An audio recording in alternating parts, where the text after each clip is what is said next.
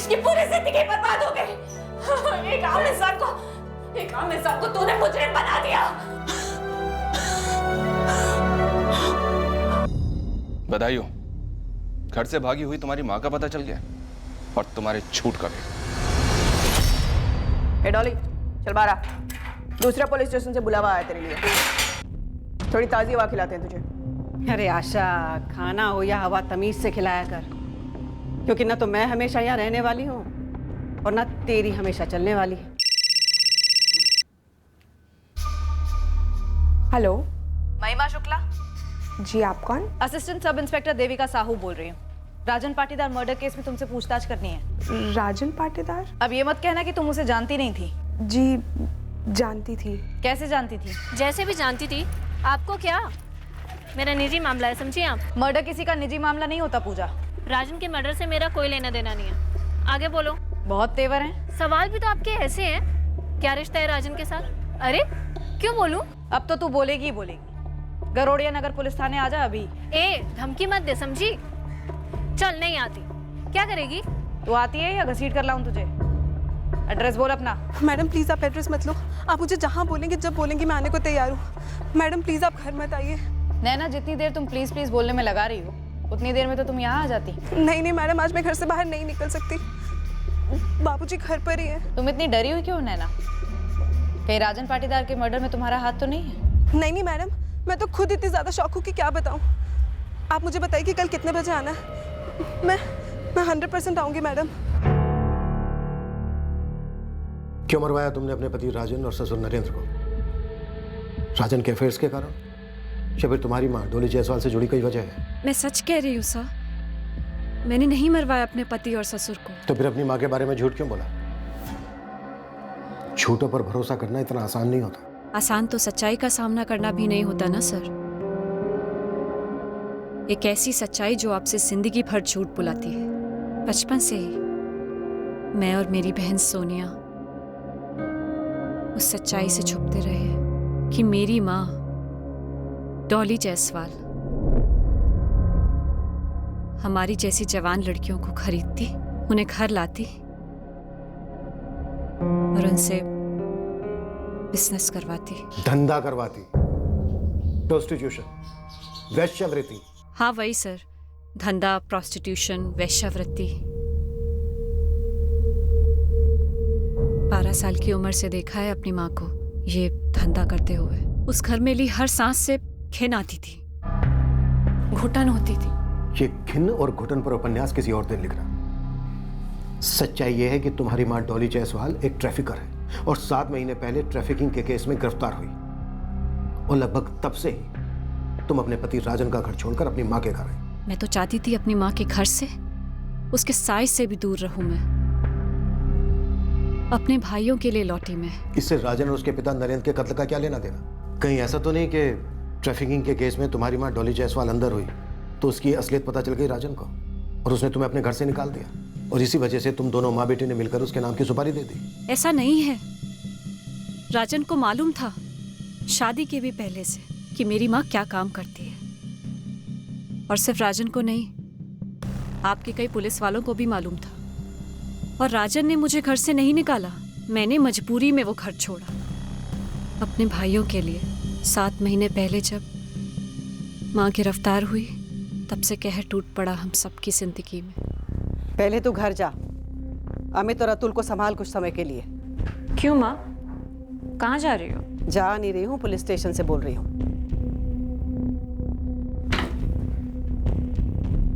Police station? अब क्या किया तूने? तू घर जा, अमित और अतुल का ख्याल रख। मैंने सोनिया को भी बोल दिया है। पर बता तो सही, अब किया क्या है तूने? हेलो हेलो,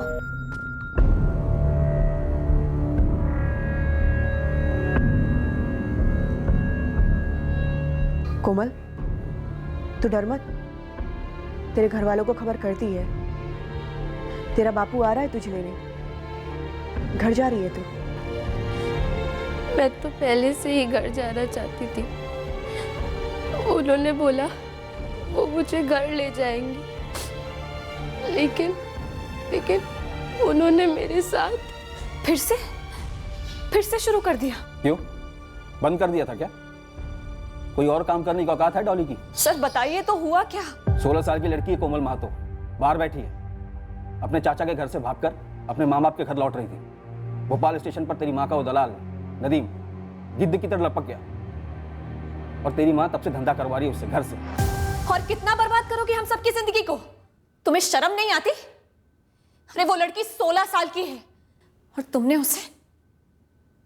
तुमने वादा किया था ना कि सोनिया की शादी के बाद फिर कभी नहीं करोगी। तोड़ दिया, तेरे दोनों भाइयों के लिए तोड़ दिया वादा।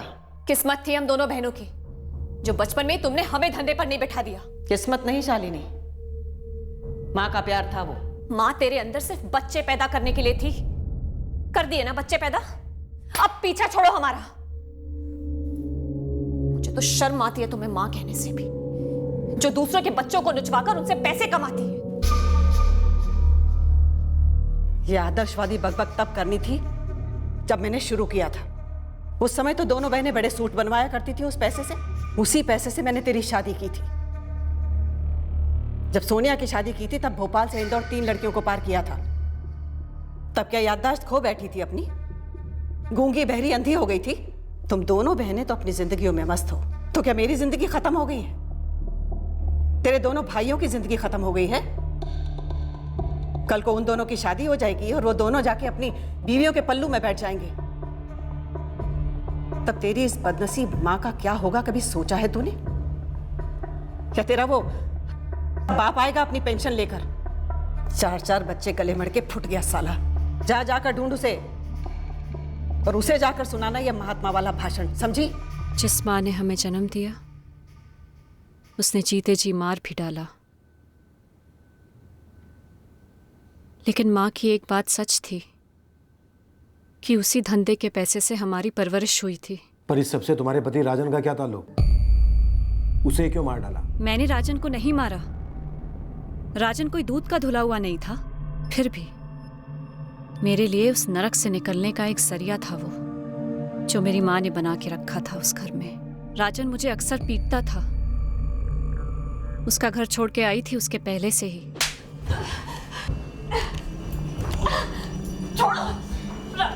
पर मैं सब सह लेती, सोचती सिर्फ मारता ही तो है, लड़कियां तो नहीं बेचता। माँ की तरह गैर कानूनी तरीके से पैसे तो नहीं कमाता, तो सब बर्दाश्त कर लो। फिर इस बर्दाश्त की हद कैसे खत्म हो गई? मैंने राजन को नहीं मारा सा। हाँ, मैंने आपसे झूठ कहा अपनी माँ के बारे में, लेकिन ये सच है, राजन को मंजूर नहीं था मेरे भाइयों का उसके घर में रहना। नफरत करता था उनसे, मेरे पूरे खानदान से। कोई मौका नहीं छोड़ता था ताने सुनाने का। ऐसे में मैं क्या करती सा?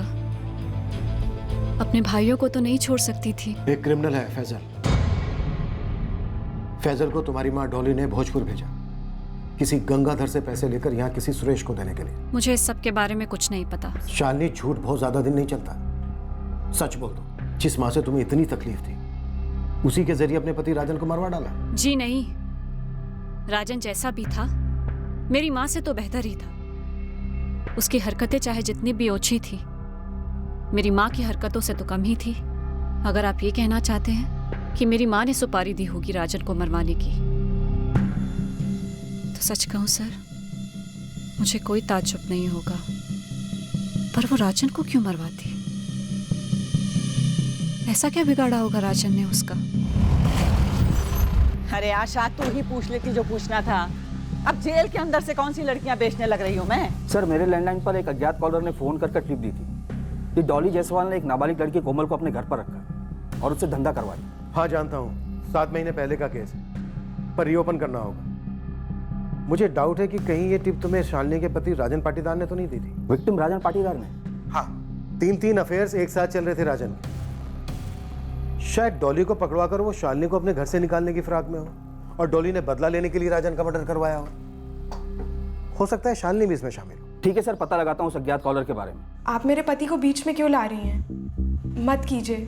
मैं बोल रही हूँ ना कि मैं जानती हूँ राजन को। तुम अब भी पूरा सच नहीं बोल रही हो महिमा। ये रहे तुम्हारे फोन रिकॉर्ड्स। रोज बात होती थी तुम्हारी राजन से। हाँ, मेरा अफेयर था राजन के साथ, लेकिन हमारा संबंध सिर्फ जिस्मानी था और कुछ भी नहीं। कहाँ मिले? मेरे पति ने लोन लिया था राजन से। एक बार जब वो टूर पे थे तब राजन घर आया था वसूली के लिए, तब मिले। उसके बाद से जब मेरे पति घर पे नहीं होते थे मैं राजन को घर पे बुलाती थी। शायद तुम्हारे पति को पता चल गया, उसने मरवाया। नहीं मैडम, मेरे पति तो महीने में 15 दिन शहर के बाहर रहते हैं। उन्हें तो मालूम भी नहीं था कि मेरे पास ये दूसरा नंबर है। मेरे पति को इस बारे में कुछ भी मालूम नहीं है, ना मुझे कुछ मालूम है। मैं तो उसकी बीवी शालिनी को भी नहीं जानती। राजन का कत्ल, वो भी जेल के अंदर से। पहली बात तो ये है साहब कि राजन मेरा दामाद था, मेरी बड़ी बेटी शालिनी का पति। अपने हाथों से बसाया था मैंने उसका घर, और वही घोंसला मैं खुद जला दूंगी। अगर तेरी जान खतरे में आए ना तो तू अपने दामाद को क्या, अपनी बेटी को भी जला देगी डॉली? मैं कोई बहुत इमोशनल औरत तो हूं नहीं, और ना ही मुझे रोने धोने या ड्रामा करने की आदत है। हाँ, मैंने लड़कियां बेची, धंधा भी करवाया उनसे, लेकिन पहले मैं खुद धंधे पर बैठी साहब, ताकि अपने 4 बच्चों को पाल सकूं। पढ़ी लिखी नहीं हूं ना, कुछ आता भी नहीं था, ये सब आसानी से हो गया मुझसे। हमारे मोहल्ले में एक औरत थी, उसने ये रास्ता दिखाया और मैं उस पर चल पड़ी। लेकिन इतने सालों में मैंने अपने बच्चों पे कभी आंच नहीं आने दी। कत्ल किससे करवाया तूने डॉली? नरेंद्र पाटीदार के नौकर बाबूराम से? कत्ल तो क्या, मुझे थप्पड़ के नाम से भी चिढ़े। इतनी लड़कियों से धंधा करवाया मैंने, किसी से भी पूछ लो। बड़ा लाड करती थी उनका, खाना, कपड़ा, पिक्चरें दिखाना, दिवाली, ईद, सब कुछ। फैजल से सुरेश तक पैसे पहुंचाए, किस लिए?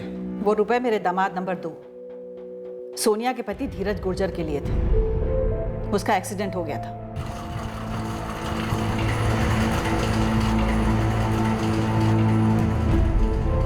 धीरज बहुत बुरी तरह घायल हो गए माँ। अगर लोग टाइम पर हॉस्पिटल ले जाते ना तो जान भी जा सकती थी। चुप, शुभ शुभ बोल। देख सोनिया, अपना कलेजा मजबूत रख और भरोसा रख, कुछ नहीं होगा धीरज को। धीरज अपना मेडिकल इंश्योरेंस रिन्यू करवाना भूल गया था। घोंचू, लोहे की सरिया, प्लास्टर, ऑपरेशन सब मिला के 1 लाख से ऊपर का बिल फटा था, और उसकी तनख्वाह थी सिर्फ 15,000 रुपए। तब मैंने आदमी भेजा और पैसों का इंतजाम किया। केवल गंगाधर ही नहीं साहब, भोपाल के 3 और लोगों से बात की और पैसों का जुगाड़ किया। सुपारी के रुपए नहीं थे साहब, धीरज के इलाज के रुपए थे। इस कोमल महतो के ट्रैफिकिंग के केस में तुझे किसने पकड़वाया था? अब मुझे क्या मालूम साहब, आपको पता चल जाए तो मुझे जरूर बता देना, सेटिंग कर दूंगी। यानी मार डालेगी? अरे नहीं साहब, अपनी साइड कर लूंगी। अब धंधे में काहे का बैर, इस धंधे में दोस्ती दुश्मनी से भली। इस कोमल की ट्रैफिकिंग में किसी के साथ रंजिश हुई थी तेरी?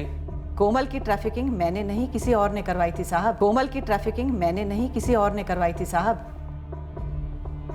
वो तो नदीम उसे उधार पे उठा लाया था। आ जाओ, इसे अपना ही घर समझो।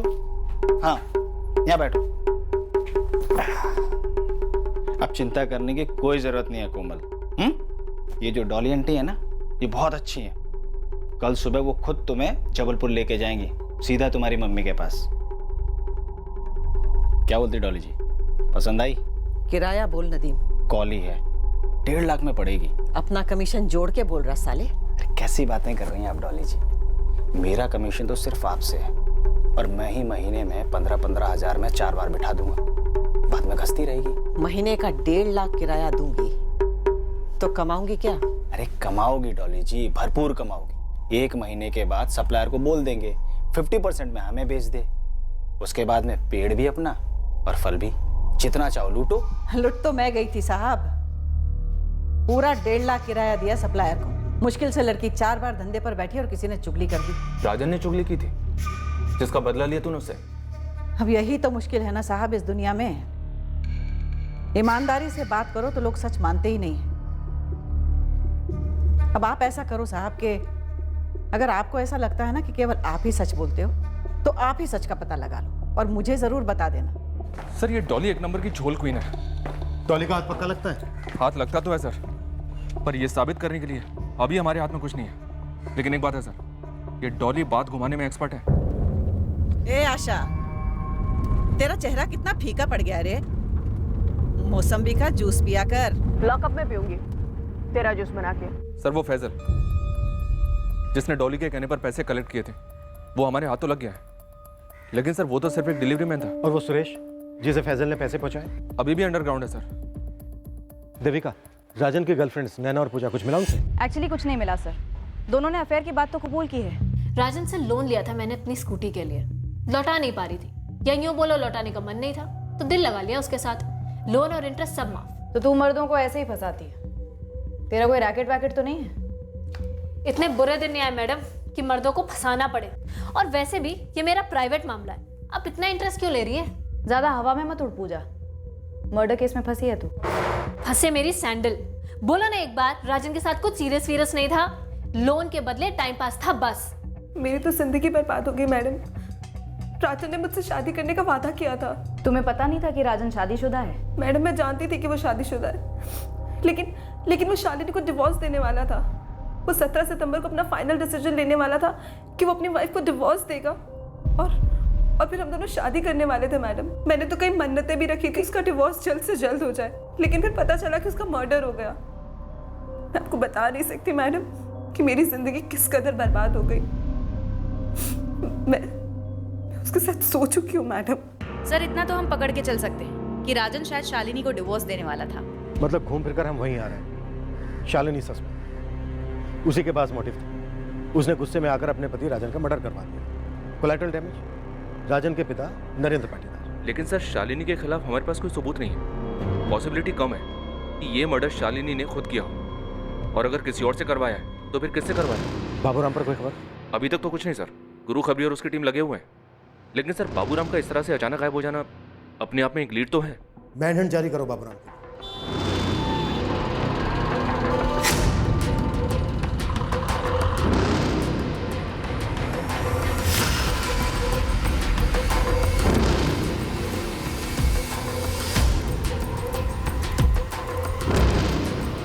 एक आंसू बहाने की जरूरत नहीं है उस लीचड़ राजन के लिए।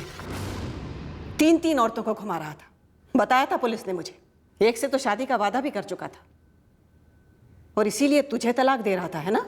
इसीलिए मरवा दिया तुमने उसे। कोमल मातो के बारे में चुगली किसने की थी? मतलब तुमने ही राजन को मरवाया। धीरज का एक्सीडेंट किसने करवाया शालिनी? क्यों खेल रही हो तुम हमारी जिंदगियों से? मैं खेल रही हूँ? पुलिस वालों को लगता है कि ये सब मैंने करवाया, और मुझे क्या लगता है पता है? मुझे लगता है कि राजन को तूने मरवाया है, क्योंकि तुझे पता चल गया था कि राजन तुझे छोड़ने वाला है, और इसीलिए तूने उससे मरवा दिया, क्योंकि उसके बाद उसका जो कुछ भी है वो तुझे और कशिश को मिले। ठीक कह रही हो ना? देख शालिनी, अगर तूने ऐसा कुछ किया भी है ना, तो भी मैं तुझसे नफरत नहीं करूंगी, क्योंकि मैं समझती हूं कि तूने ये सब अपनी बेटी के लिए किया है। तू बोल, मैं ले लूं सारा पाप अपने सर? तेरे लिए करूंगी शालिनी, लेकिन एक वादा लूंगी तुझसे कि अमित और अतुल दोनों को तू सेटल करेगी। उनकी माँ और बाप दोनों बनकर। और अगर ये तूने नहीं किया है ना शालिनी, तो कसम है जिसने भी किया है उसकी खैर नहीं। वैसे कभी सोचा है कि सुनसान अंधेरी सड़क पे रात के 10:30 बजे घर वापस आने वाला आदमी, अपना धीरज, कोई उसकी बाइक को ठोकर मार के भाग जाता है।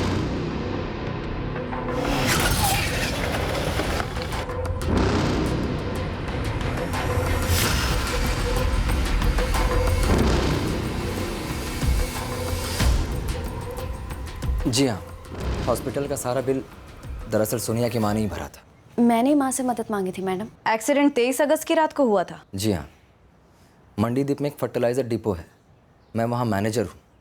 रात को ड्यूटी से लौट रहा था कि एक गाड़ी ने उड़ा दिया। क्या तुमको भी डॉली जायसवाल की चलाई जा रही वैश्यावृत्ति के बारे में मालूम था? जी मालूम था। राजन को भी मालूम था, है ना? जी हाँ। सोनिया, तुम्हें किस पर शक है? राजन को किसने मरवाया होगा? तुम्हारी बहन शालिनी ने या फिर तुम्हारी माँ डॉली ने? मैं अपनी माँ और बहन पर शक करूं क्योंकि आप शक कर रही हैं। हमें शक तो है, पर कड़ियां नहीं मिल रही। दुनिया चाहे यहाँ की वहाँ क्यों ना हो जाए, मेरी शालिनी दीदी अपने पति का तो क्या, किसी जानी दुश्मन का भी खून नहीं करेगी। रही बात मेरी माँ की, मेरी माँ चाहे कितने भी घिनौना काम क्यों ना करती हो, वो किसी का कत्ल नहीं करेगी। सिद्धेश, तुम धीरज के छोटे भाई हो? जी। शालिनी से पता चला कि तुम और राजन अच्छे दोस्त थे? हाँ, पुरानी दोस्ती थी। बाद में पता चला कि वो सोनिया भाभी की शालिनी दीदी के पति हैं। तुम काम क्या करते हो सिद्धेश? रिसेप्शनिस्ट हूँ एक होटल में। उस लड़की से जो धंधा कराया ना, हाय लगी है पूरी फैमिली को। अब देखिए ना, खुद डॉली जी जेल चली गई, यहाँ शालिनी जी की पूरी लाइफ तितर बितर हो गई। धीरज भैया का ऐसे एक्सीडेंट हो गया और फिर राजन और उसके पापा खत्म हो गए। सबकी लाइफ खराब हो गई मैडम, किसी की करनी और सबकी भरनी। तुम्हें क्या लगता है सिद्धेश, राजन ने डॉली के खिलाफ पुलिस को खबर कर दी होगी उस लड़की कोमल महतो के बारे में? मुझे इस सब के बारे में ज़्यादा जानकारी नहीं है, बस इतना जानता हूँ कि डॉली जी के एक जुर्म ने कितनों की लाइफ खराब कर दी। सर, कॉल रिकॉर्ड्स आ गए। जिस अज्ञात नंबर से हमें कॉल आया था कि कोमल महतो डॉली जायसवाल के घर पर है, वो नंबर पता चल गया है। अभी स्विच ऑफ है, लेकिन वो नंबर राजन पाटीदार का तो नहीं है। पता करो ये किसका नंबर है विनायक। इस केस में ऑलरेडी हम काफ़ी चक्कर काट चुके हैं, अब सीधे आगे बढ़ने के लिए एक तगड़ी कड़ी चाहिए। मालिक, इंदौर से बोल रहा हूँ, आपके काम की कड़ी हाथ लगी है। बाबूराम यहाँ इंदौर में है, सिक्योरिटी गार्ड की नौकरी कर रहा है। उसका सारा मूवमेंट मैं ट्रैक कर रहा हूँ। गुरु, किसी भी सूरत में ये बाबूराम रडार से फिसलना नहीं चाहिए। उस वक्त बाबूराम हमारा मुख्य संदिग्ध था और हम मानकर चल रहे थे कि ये कत्ल उसी ने किए और अब वो हमारे हाथों में आने वाला था। सर सुनिए तो, माजरा क्या है साहब? हमें पता था कि बाबूराम अपनी बेगुनाही की दुहाई देगा, पर बाबूराम इस केस में एक ऐसा अजीब नया पहलू सामने लाया जो अब तक सामने आया ही नहीं। अरे साहब, मैं भागा कहाँ? अकेला आदमी, घर परिवार है नहीं। यहाँ भोपाल में छोटे मोटे काम करता था, वहाँ इंदौर में अच्छी तनख्वाह वाली नौकरी मिली तो वहाँ चला गया, आराम से रह रहा था। मर्डर के प्लान में पहले इंदौर में नौकरी पकड़ना शामिल था, है ना? ताकि कभी किसी को ये शक ना हो कि तू भाग गया। बाबूराम, चल अब शुरू हो जा। दोनों मर्डर 5:30 से 6:30 के बीच हुए। किसने खोला था दरवाजा? नरेंद्र पाटीदार ने। पहले उसे मारा तूने?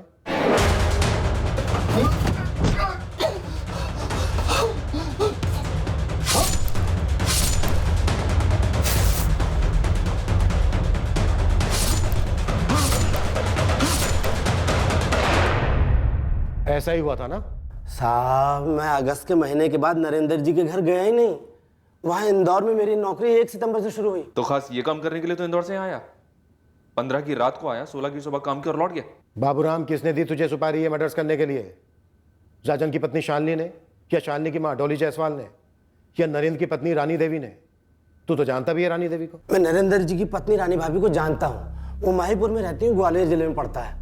मुझे कभी कभी फोन कर लेती हैं अपने बेटे राजन का हालचाल पूछने के लिए। वहाँ किसके साथ रहती है वो? अपने दूसरे पति के साथ। वो भले आदमी है साहब, ये अपने नरेंद्र जी जैसे नहीं है। और साहब, वो शालिनी बेटी है ना, वो तो बेचारी अपनी माँ का किया धरा भुगत रही है। उसकी जो माँ है ना डॉली, तो प्रलय भी आ जाए तब भी नहीं सुधरने वाली। ये प्रलय पुराण हमें मत सुना, सीधा सीधा मुद्दे पे आ। कितने पैसे दिए गए तुझे? साहब 100 रुपए, दिन का 100 रुपए देते थे नरेंद्र जी। उनके घर का छोटा मोटा काम कर लेता था, और जब शालिनी घर छोड़ के गई तब झाड़ू पोछा भी कर लेता था, तब 200 रुपए देते थे। हफ्ते में 1 ही दिन जाता था। देख बाबूराम, ज्यादा शाना मत बन, वैसे ही बहुत टाइम के बाद हाथ लगाए। मालिक, अगर मुझे पता होता आप लोग मुझे ढूंढ रहे हैं तो मैं सीधे आपके पास चला आता। मुझे कुछ पता ही नहीं था तो मैं क्या करता। ये बाबूराम तो तोताराम निकला। एक ही बात की रट लगा रहा है कि मर्डर के वक्त इंदौर में ही था। सच में था मालिक। बाबूराम 15 और 16 सितंबर और उसके पहले और बाद में इंदौर में ही था। बाबूराम रॉन्ग नंबर है। तो सही नंबर क्या है बे? निकम्मो, तुम लोग काम करे मजाक कर रहे हो?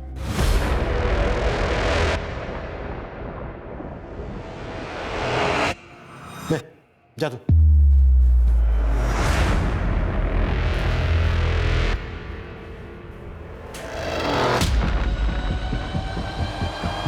मालिक, ये दोनों कत्ल होते वक्त चोरी भी हुई थी क्या? नहीं। ठीक। रुको, क्यों पूछा तूने? होनी चाहिए थी क्या?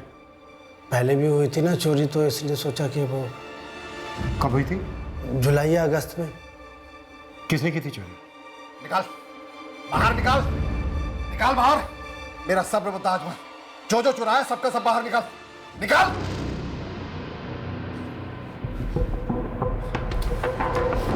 सारे के सारे निकाल अमित, वरना तेरी खाल उधेड़ दूंगा। इतने ही थे तेरी अलमारी में, और ज्यादा भौंक मत बुड्ढे। क्या बोला?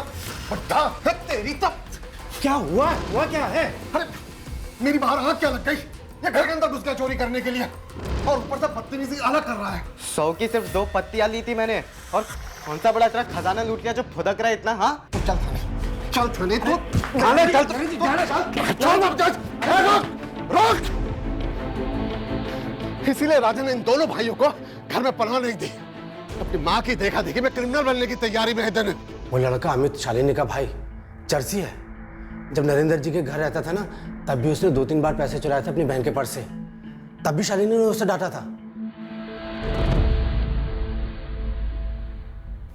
अमित, क्या तुम 15 सितंबर की रात 16 सितंबर की सुबह अपने जीजा राजन के घर गए थे? आप लोग यकीन क्यों नहीं कर रहे हैं? मैंने बताया ना, उस रात घर पर ही था, ये कहीं नहीं गया था। तुम तो रहने ही दो, तुमने भी कम झूठ नहीं बोले हमसे, बहुत कुछ छुपाया है।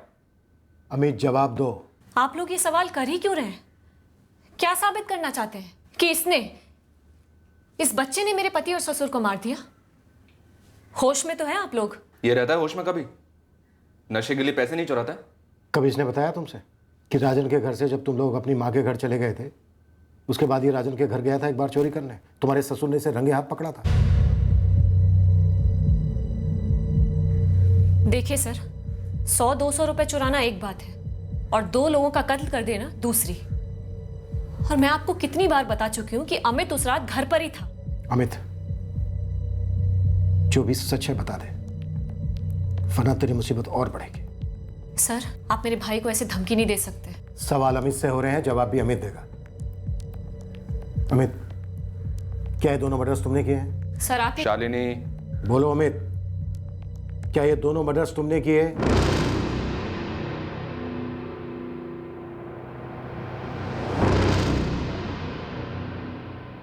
किसके मर्डर? अपने जीजा राजन और उसके पिता नरेंद्र पाटीदार के मर्डर। नहीं।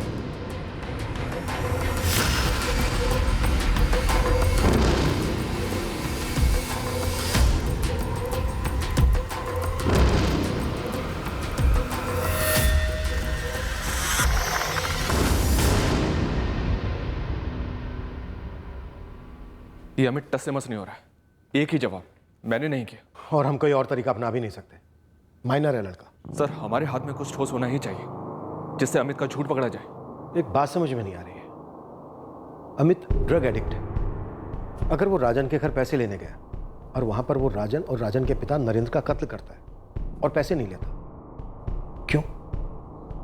जबकि कैश तो था घर पर। शायद पैसे पहले ही मिल गए होंगे अमित को। हम सुपारी का एंगल ढूंढ रहे थे, शायद सुपारी दी ही नहीं गई हो, इस नाबालिग से करवाया गया हो। अमित चर्सी है, चर्सी की टोलियों के साथ उठता बैठता है। 24 घंटे नशे में रहता है। क्या वो अकेला 2-2 लोगों का कत्ल कर पाता? साहब अंदर आऊं क्या? कुछ काम की खबर लाया गुरु? ये शालिनी का भाई अमित भी रॉन्ग नंबर है। तूने मिलाया क्या? हाँ साहब।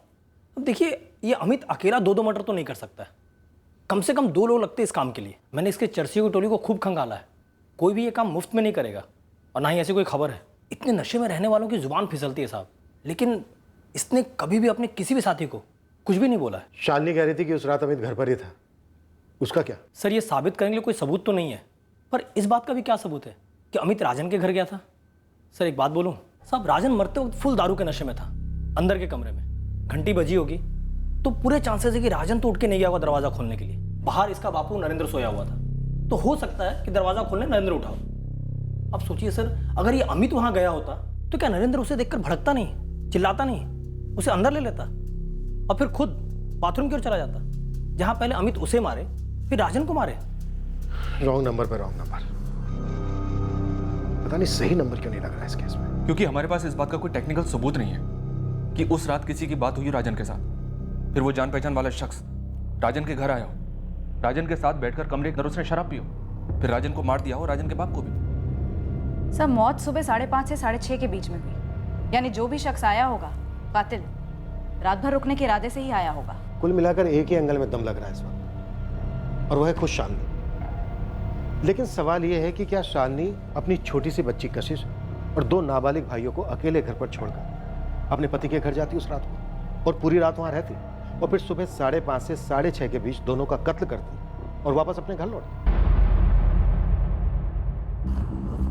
इस एंगल का ख्याल हमारे दिमाग में 2 महीने बाद आया, जब हम अंधी गलियों में चक्कर काट काट कर थक से गए थे।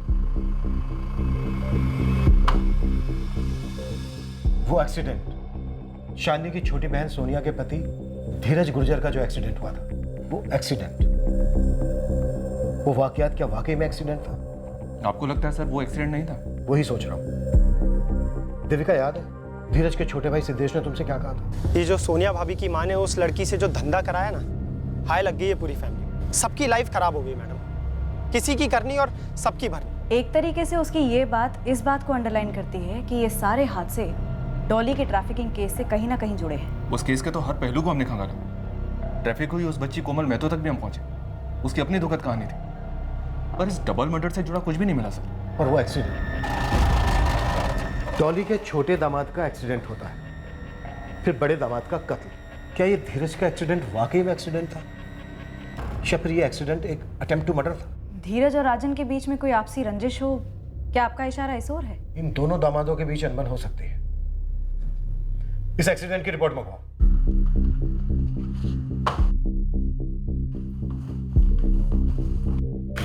सर। हाँ देविका, कुछ मिला? कह नहीं सकते सर, लेकिन धीरज के फोन रिकॉर्ड से इतना तो क्लियर है कि धीरज और राजन के बीच में काफी बातचीत होती थी। इनफैक्ट शालिनी की बहन सोनिया, उसका पति धीरज, उसका छोटा भाई सिद्धेश और शालिनी का पति राजन, इन सभी के बीच में काफी बातचीत होती थी। आखिर रिश्तेदार हैं, अब इनमें से कैसी रंजिश कब किसके बीच में शुरू हुई ये पकड़ में नहीं आ रहा है सर। धीरज की एक्सीडेंट रिपोर्ट आ गई है। धीरज की बाइक जिस कार से टकराई थी वो कार अभी तक ट्रेस नहीं हो पाई है सर। कार थी? जी हाँ सर। सर धीरज के एक्सीडेंट केस को हिट एंड रन केस करार दिया गया। कार को ढूंढने की काफी कोशिश की गई पर वो नहीं मिली।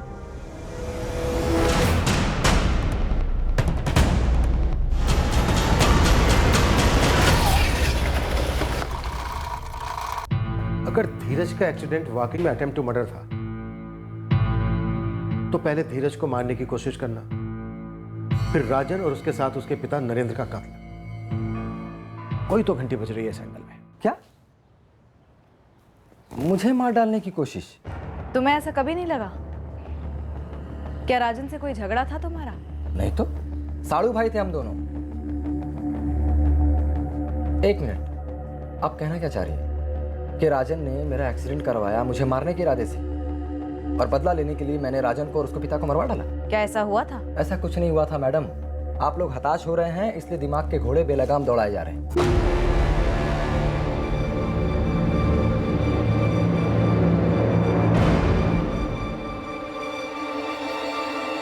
कुछ कहना चाहती हो सोनिया?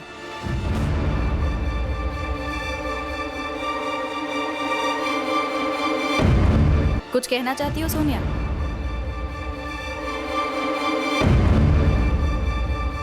धीरज ने कुछ बोला नहीं मैडम, क्योंकि उन्हें कुछ मालूम ही नहीं है शायद। तुम्हें क्या मालूम है? कुछ पता नहीं है मैडम, लेकिन जिस दिन धीरज का एक्सीडेंट हुआ था ना, उस दिन मेरे देवर सिद्धेश ने कुछ बोला था। ये एक्सीडेंट नहीं है। क्या क्या कहा तुमने सिद्धेश? नहीं भाभी, कुछ नहीं। क्या राजन और तुम्हारे पति के बीच में कोई दुश्मनी थी? क्या राजन और उसके पिता का मर्डर इसी का नतीजा है? मैं कुछ नहीं जानती, लेकिन जब सिद्धेश ने मुझसे कहा कि ये एक्सीडेंट नहीं है तब मैं बहुत परेशान हो गई, और ये बात मैंने अपनी माँ से भी कही। जी हाँ, सोनिया ने बोला था मुझे, लेकिन मैंने ध्यान नहीं दिया क्योंकि उस वक्त ज्यादा जरूरी था इलाज के रुपए, और उसी के जुगाड़ में मैं लगी हुई थी। और आप लोग हो कि मुझी को कसूरवार ठहराने पे तुले हुए हो। मैंने कहा ना साहब आपसे कि मैं कत्ल नहीं करवाती हूँ। तो क्या धीरज और राजन एक दूसरे को मरवा सकते थे? बिल्कुल नहीं, राजन कोई संत नहीं था। धीरज भला है, लेकिन इस हद तक दोनों कभी नहीं जाते। तो फिर धीरज का एक्सीडेंट कौन करवा सकता है? वैसे आप सिद्धेश से ही सामने से क्यों नहीं पूछ लेते कि बता तुझे ऐसा क्यों लगा?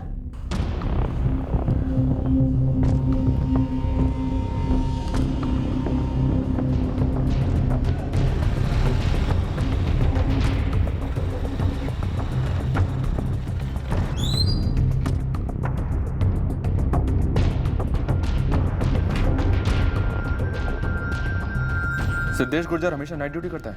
पिछले 6 महीने से तो नाइट शिफ्ट पर ही है। ये रजिस्टर मुझे चाहिए, बाद में लौटा देंगे। ठीक है सर।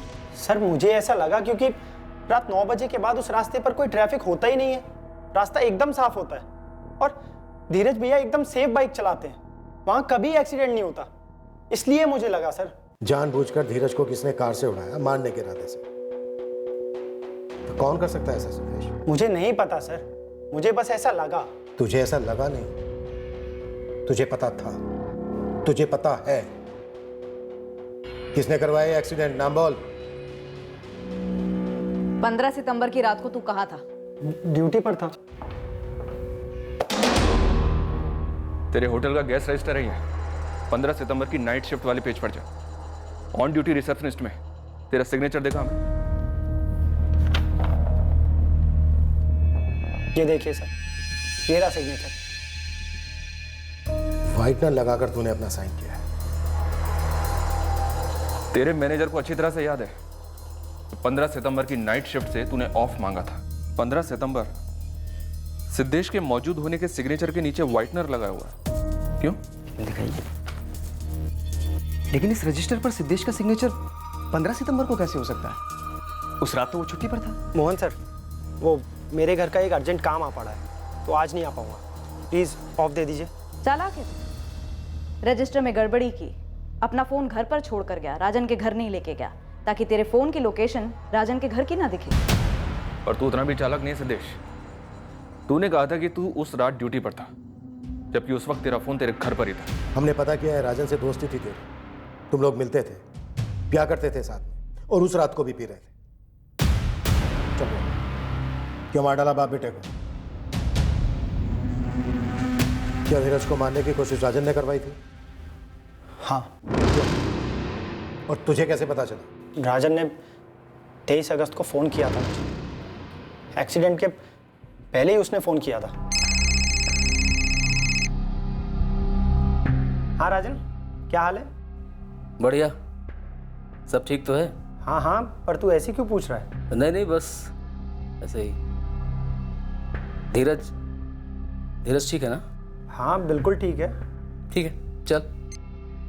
मैं हैरान था कि ये राजन अचानक धीरज भैया का हालचाल क्यों पूछ रहा है, और उसके कॉल के आधे घंटे बाद मुझे एक कॉल आया। हाँ धीरज भैया। कौन?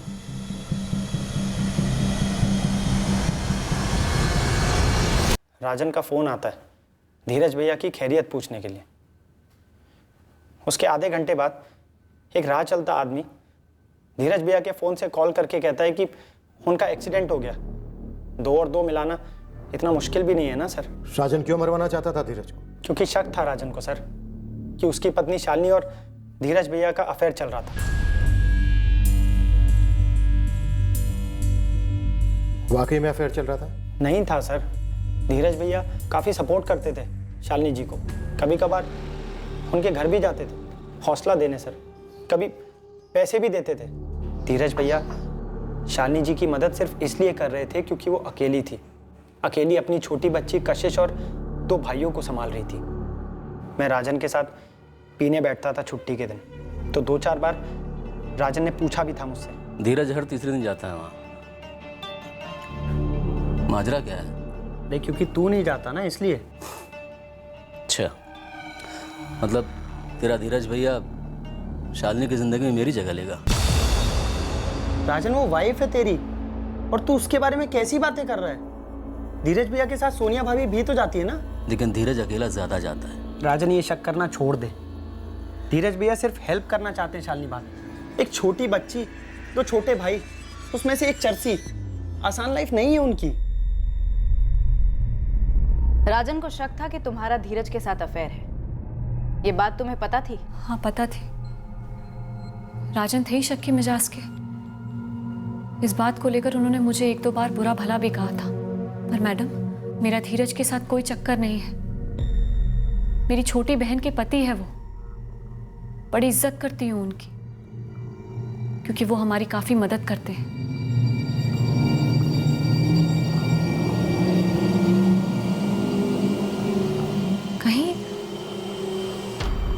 राजन ने तो वो एक्सीडेंट राजन ने ही करवाया था। इसलिए बदला लेने के लिए तूने राजन को मार डाला और साथ में उसके बूढ़े बाप को भी। धीरज भैया का एक्सीडेंट होने के बाद मैं आग बबूला हो गया था सर, और डर भी गया था कि राजन धीरज भैया को फिर से मारने की कोशिश करेगा। मेरे दिमाग में बस यही बात घूम रही थी सर। हाँ,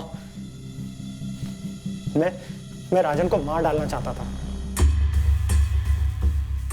मैंने पूरी प्लानिंग कर रखी थी, जॉब से ऑफ भी ले लिया, चाकू भी ले लिया, पर पीने के बीच में मैंने मन बदल दिया। सोचा नहीं मारता हूँ, मैंने प्लान ड्रॉप कर दिया।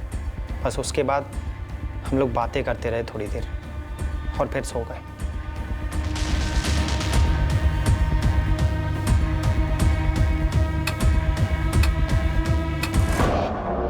तब मुझे एक पूरा सपना आया। मैंने सपने में राजन को देखा, वो धीरज भैया को छुरा मार रहा था। तब मैंने सोचा बस अभी उठाता हूँ राजन को और पूछता हूँ, राजन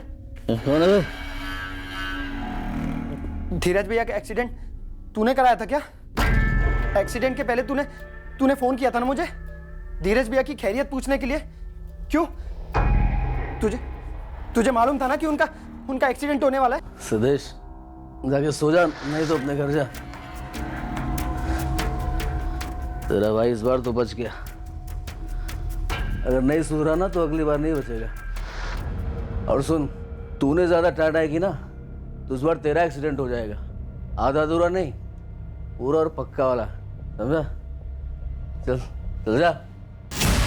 अब शक की कोई गुंजाइश नहीं बची थी कि राजन ने ही धीरज भैया पर हमला कराया था, और वो तब तक चैन से नहीं बैठेगा जब तक धीरज भैया को मरवा नहीं देता।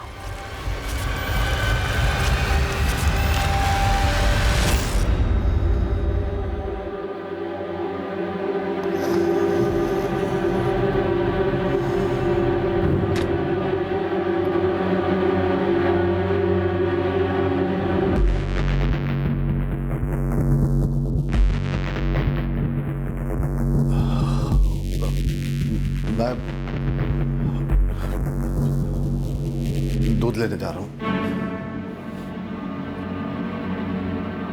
मैं समझ गया कि नरेंद्र जी ने कुछ भांप लिया था। मेरी कमीज पर खून के धब्बे देख लिए थे। अब उनको जिंदा छोड़ना बहुत रिस्की था। मैं आता हूं।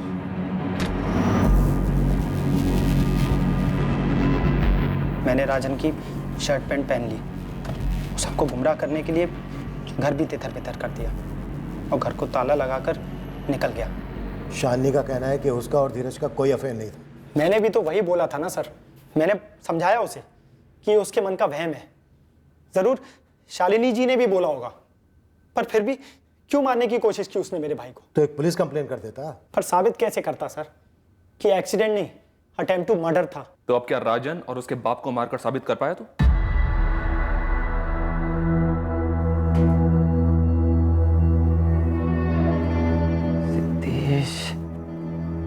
एक बार मुझे बता दिया होता। तुझे राजन का घर नहीं छोड़ना चाहिए था शालिनी। गुंजाइश ही नहीं रहती कोई गलतफहमी की। कुछ ना कुछ करके बारी बारी से संभाल लेते ना हमें तो रतुल को।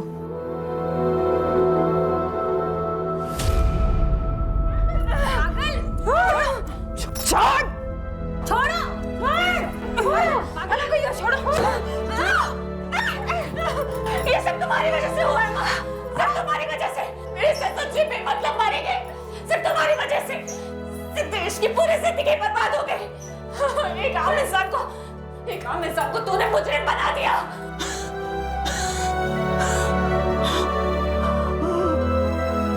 शालिनी को सख्त वार्निंग देकर छोड़ दिया गया। डॉली जायसवाल ट्रैफिकिंग के चार्जेस में अब भी जेल में है। जल्द ही अदालत में